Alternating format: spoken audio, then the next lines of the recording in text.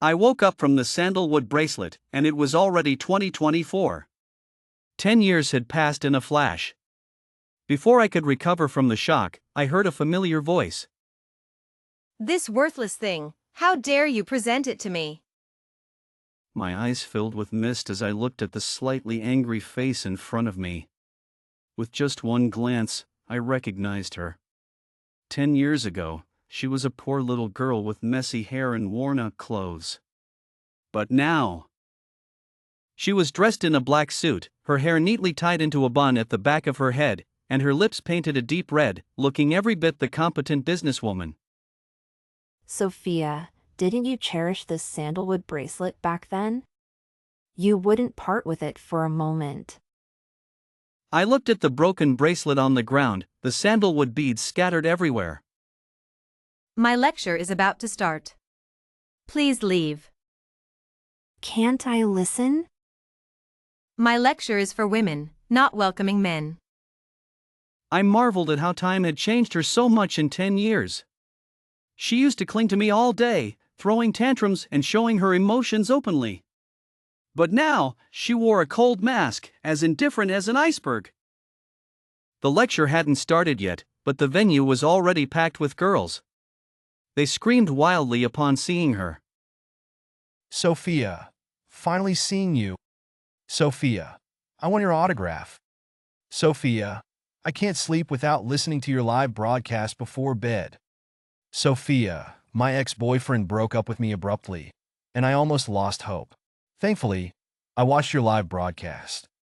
They were saying things I didn't understand. 10 years ago, when I was in e-commerce, I had hired some eloquent salespeople to do live broadcasts, achieving millions in sales during the Double 11 shopping festival. I didn't quite understand what emotional live broadcasts were about. It seemed to be about helping people solve emotional problems. At the lecture, Sophia's face was calm, but her tone was passionate, and the audience's emotions rose and fell with her voice. Suddenly, an untimely scream broke the atmosphere. I saw a disheveled woman rush onto the stage, lunging at Sophia like a predator. Seeing Sophia about to be knocked down, my heart leapt to my throat, but she remained unfazed, deftly dodging the attack. 2 security guards hurried in from outside, grabbing the woman on either side, who hung her head like a puppet. Wait. Sophia stopped the guards and walked up to the woman. Her red-painted fingers lifted the woman's chin, brushing aside the hair covering her face. I was stunned. Wasn't this Lily? Seeing her, a painful sensation churned in my heart, the pain of being harmed before my demise resurfacing. 10 years ago, Lily and Jack had conspired to end my life. Seeing her now, deranged and disheveled, it seemed she hadn't had a good life. My spirit followed Sophia to her home. She seemed quite wealthy now, living in a spacious 300-square-meter apartment. The south-facing windows opened to a bustling cityscape, while the north side overlooked a river running through the city. She's come so far.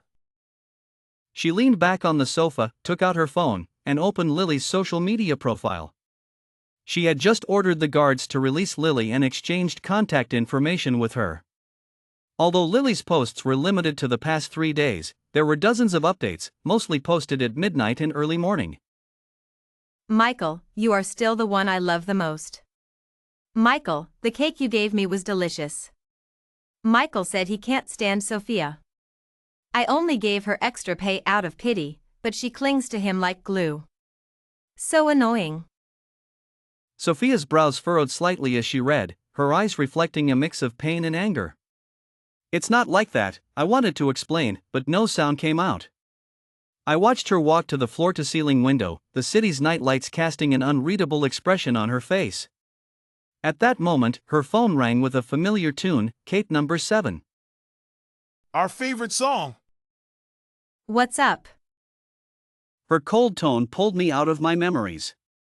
I watched her frown slightly as she discussed work with the person on the other end.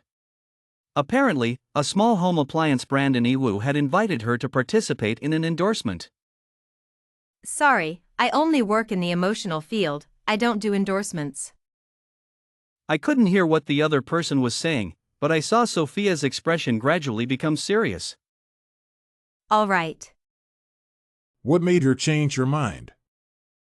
10 years had passed, and returning to this place made my heart tremble uncontrollably. 10 years ago, I made my first fortune in Iwu and started my first company here.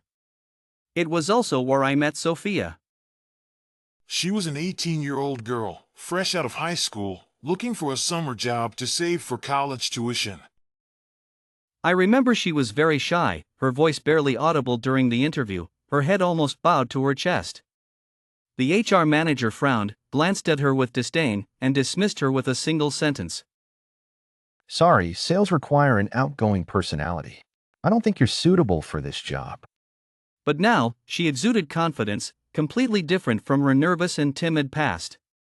As soon as she got off the train, a group of girls surrounded her, asking for photos and videos. The bodyguard beside her tried to hold back the enthusiastic crowd, but Sophia stopped him. It's okay, let them. She had the bodyguard wait aside while she took photos with her fans. Sophia, I don't understand why you still take the time to sign autographs for them when you're so busy. Do you know why they like me? Chen remained silent, and Sophia continued. They just seek spiritual comfort from me. Everyone calls me the clear-headed heroine, saying I deserve the best. Some people listen to my live broadcasts every day. But aren't they all troubled by love? When they arrived at Sunrise Appliances, the person who came out to greet them was Jack. 10 years had passed, and he had become the biggest player in the home appliance industry. How ironic. The saying goes, crime pays, while good deeds go unrewarded. Welcome, Sophia. Please, come to the meeting room to discuss the brand collaboration. They were having a pleasant conversation when suddenly, the secretary beside them exclaimed. Isn't this Sophia? Sophia looked towards the voice, momentarily stunned, seemingly not recognizing the person. I'm John. Back when Michael. Realizing the awkwardness, he swallowed the rest of his words. John was my childhood friend. We grew up together, swearing to help each other if one of us succeeded. So when I started my business and received his call for help, I lent him $10,000 without hesitation. He had borrowed $8,000 from a loan shark, and within a few months, the interest had ballooned to over $10,000. Michael, you have to save me! They're going to hurt me! After clearing his debts, he wanted to repay me by working at my factory. Unexpectedly, after my passing, he became Jack's secretary. Hearing my name, Sophia's expression turned restrained, showing a hint of impatience. Jack, standing nearby, shot John a displeased look, seemingly blaming him for bringing up my name at such an inopportune moment. The Home Appliance Expo was packed, with an equal mix of men and women at each booth, except for the one in front of Sunrise Appliances, which was surrounded by many girls. The female fans' obsession with Sophia was akin to the devotion of Buddhists to Guanyin. In the crowd, I noticed an incongruous figure. It was Emma. After the event, as soon as they stepped out of the exhibition hall, he grabbed Sophia's sleeve and explained. Sophia, 10 years ago, I didn't abandon you on purpose. At that time, my mom. Your mom, go be your mom's darling and stay away from me. Seeing Sophia about to leave again, Emma desperately mentioned my name. Michael is gone. Upon hearing this, Sophia's body stiffened. I saw her standing still for a long time. Behind her, Michael laughed heartily. As expected, only his news catches your attention. Sophia turned around, her expression calm once more, and she chuckled lightly. What does it matter to me whether he's here or not? My heart ached, as if a giant hand was tearing at it. I recalled a time when I was supervising at the factory and accidentally lost half a finger to a machine. Though it wasn't a critical injury, it bled a lot. Sophia, with tearful eyes, blew on my wound. Blow on it, and it won't hurt. My mom used to do this to ease my pain when I fell. But now, she seemed indifferent to the news of my passing. Did she really have no feelings for me at all? As I pondered this, a tearful female voice nearby caught my attention. I like you. You gave me everything. Without you, I couldn't even afford my tuition. Do you really have no feelings for me? No. Then why were you so good to me, giving me money for tuition? He was just satisfying his hero complex.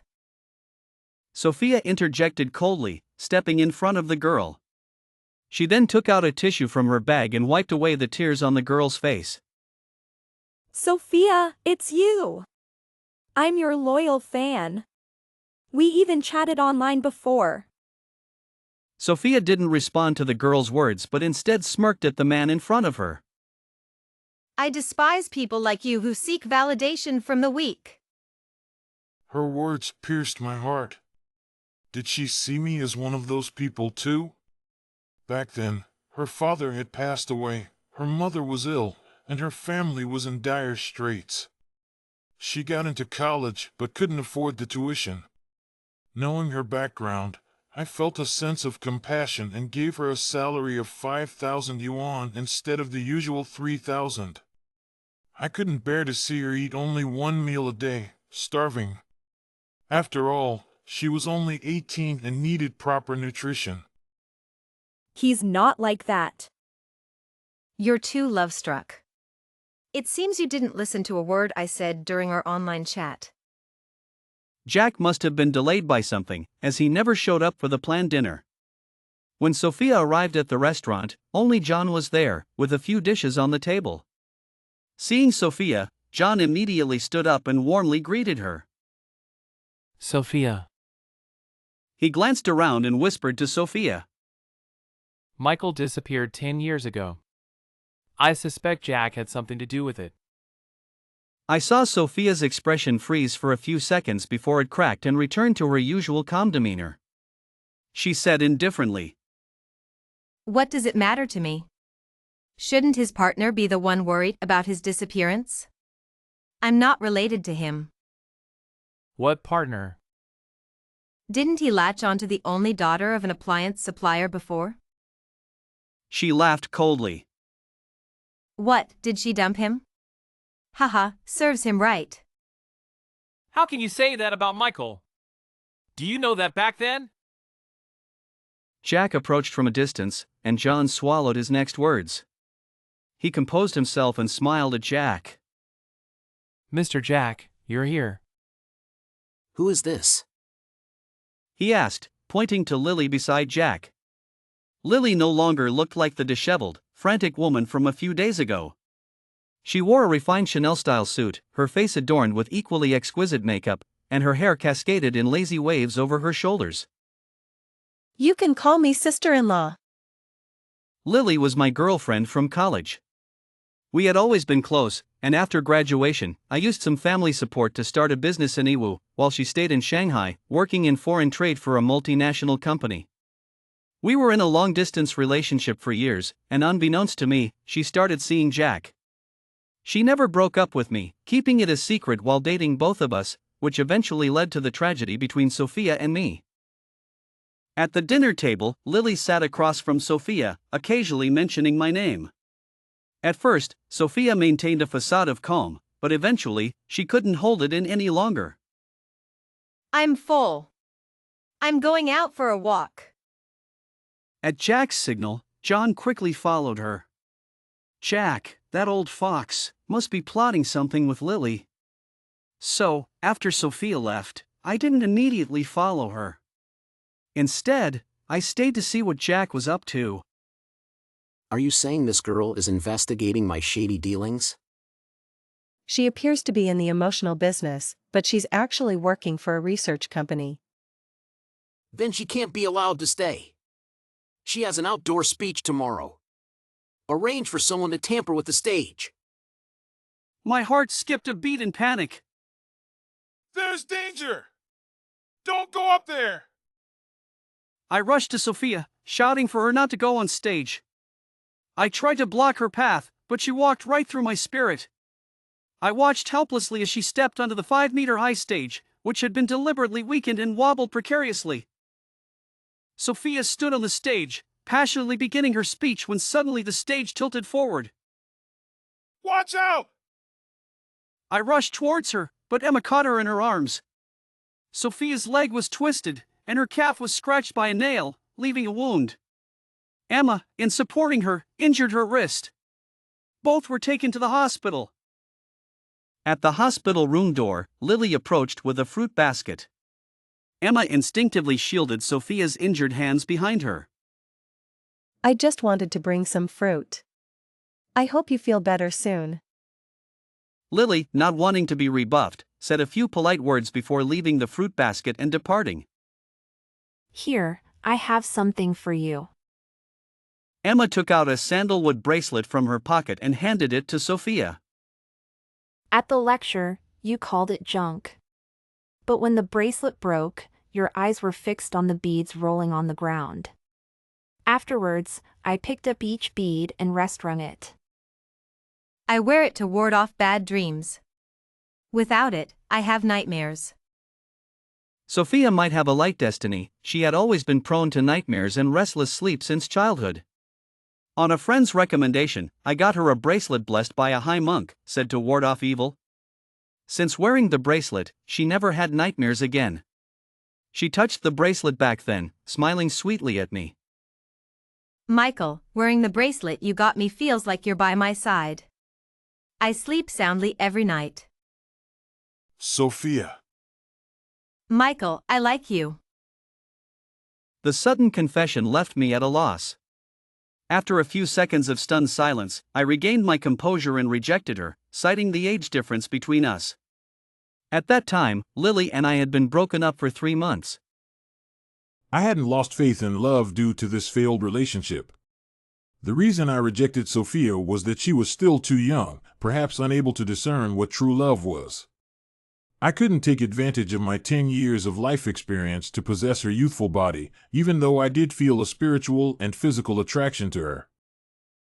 That night, Sophia seemed to sleep restlessly, her brows furrowed as if trapped in a nightmare. I floated forward, leaning down to touch her sleeping face.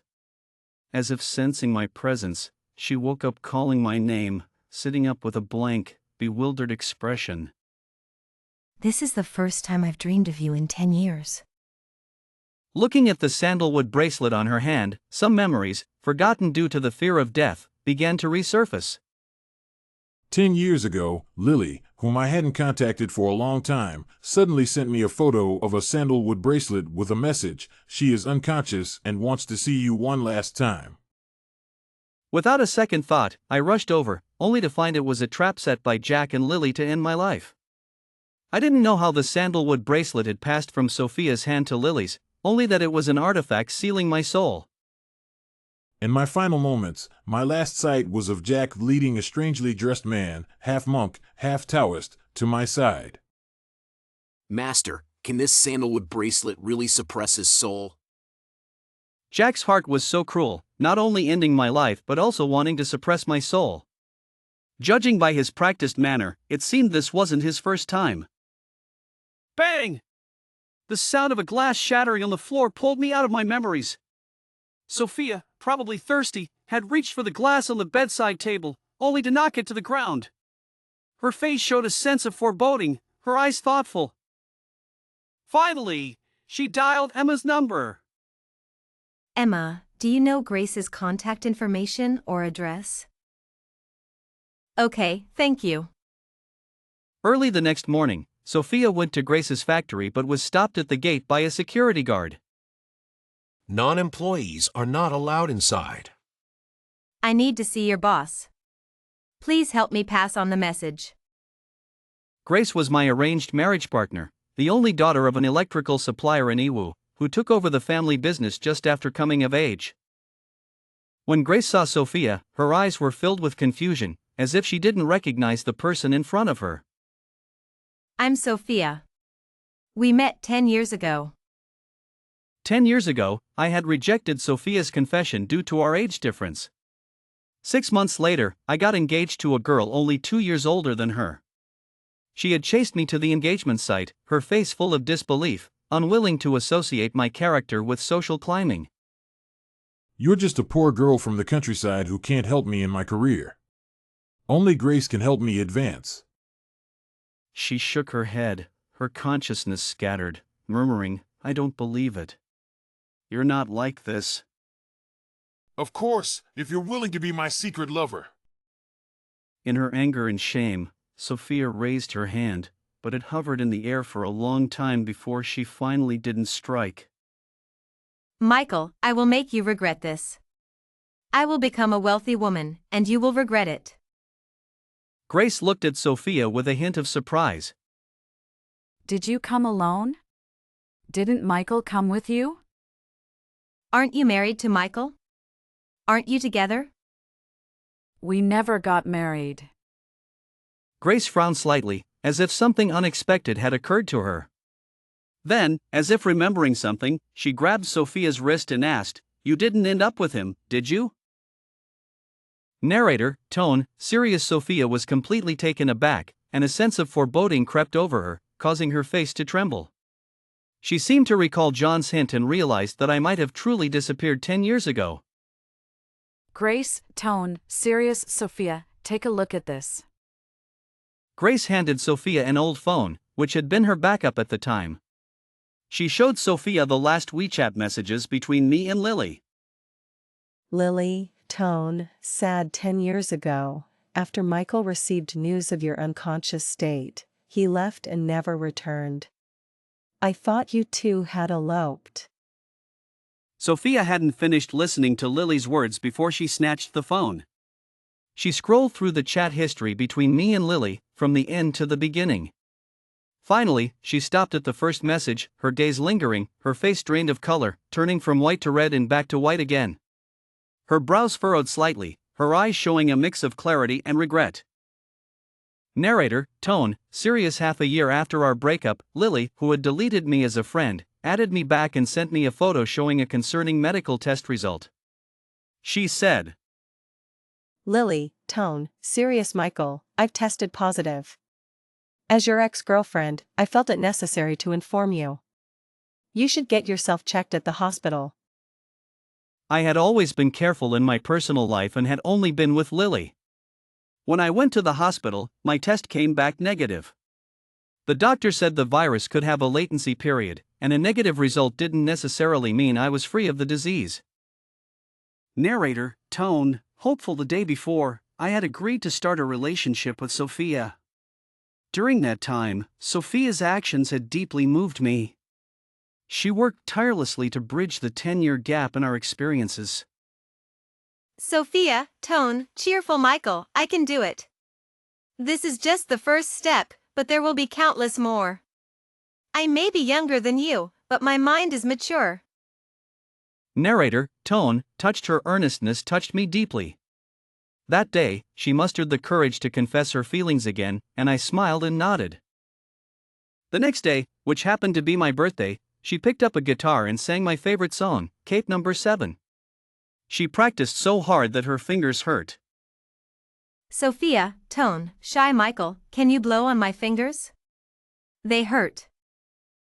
Instinctively, I wanted to take her hand, but I remembered the potential danger and withdrew my hand, coldly saying, Michael, tone, serious. Find a band-aid yourself. Sophia was taken aback by my sudden change in demeanor, her face showing sadness, but she quickly suppressed it. Sophia, tone, cheerful Michael doesn't care about me, but I care about you.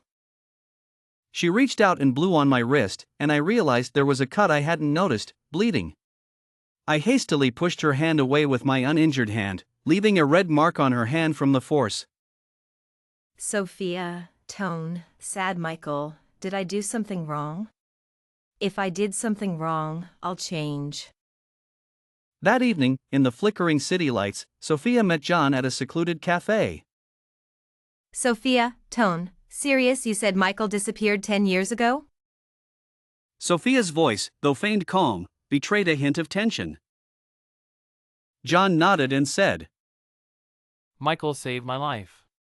His whereabouts are unknown, and I must seek justice for him. Over the years, I've been undercover around Jack and have uncovered some clues. Pain filled John's eyes as he looked steadily at Sophia, choosing his words carefully. Sophia, you need to be prepared. Sophia's hand tightened around the tablecloth, seemingly to mask her nervousness. Her breathing became labored, as if she had reverted to the timid girl from 10 years ago who didn't dare speak loudly. What do you mean?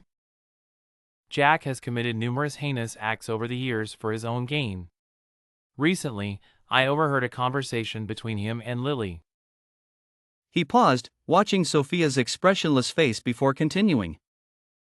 10 years ago, they conspired to harm Michael. Sophia burst into laughter upon hearing this. Pointing at John, she said, This is ridiculous.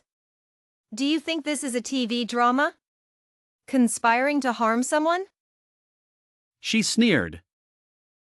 Michael wasn't important enough for the boss of Sunrise Electronics to personally take action. Her expression shifted from laughter to cold anger.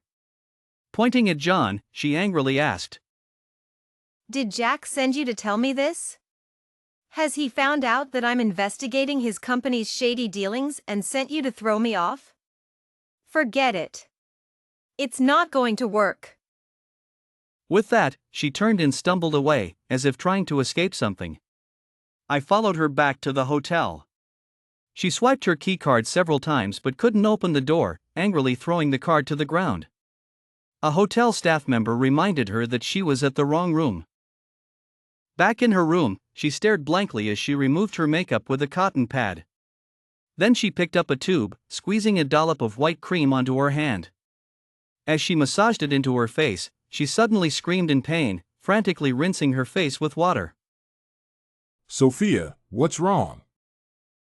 My heart tightened with worry. Rushing forward, I realized she had mistaken toothpaste for facial cleanser. Whether it was the pain from the toothpaste in her eyes or something else, she collapsed to the floor, clutching her head and crying in agony. Sophia. My heart ached unbearably. I knelt down and tried to embrace her, but my body passed through hers, and she couldn't feel me. She remained in her crouched position, crying, while I stayed in my futile embrace. After what felt like an eternity, Sophia finally rose from the bathroom and went to her room. She picked up her phone and called John. It's just ahead. John said, pointing to a path hidden by bamboo. Sophia didn't speak, but her increasingly heavy breathing betrayed her tension. John led her to an abandoned factory and approached a heavily locked basement.